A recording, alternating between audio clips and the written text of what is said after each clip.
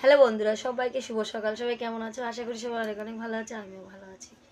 তো অনেকদিন হলো আমি ব্লগ ভিডিও দিতে পারছি না, তোমরা সবাই কম বেশি জানো।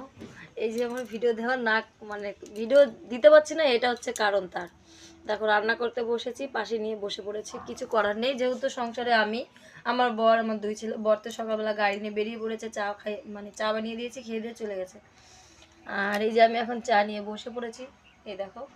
তো এখন চা খাবো, বিস্কুট খাবো। আর এই যে রান্নার সরঞ্জাম নিয়ে বসে পড়েছি, দেখো। এখন রান্না হবে এই মাছ দিয়ে, এটা রুই মাছ। রুই মাছ দিয়ে ফুলকপি দিয়ে রান্না করব। আর মাছের অনেকটা ডিম আর প্যাটা এনেছে, তো সেটা দিয়ে এই যে বেগুন দিয়ে ভাজা হবে। এই টমেটো এনেছে, টমেটো দিয়ে চিনি দিয়ে রান্না করব। কি বলো? আর ওই যে ও, তো এই হচ্ছে কাজ। টাটা।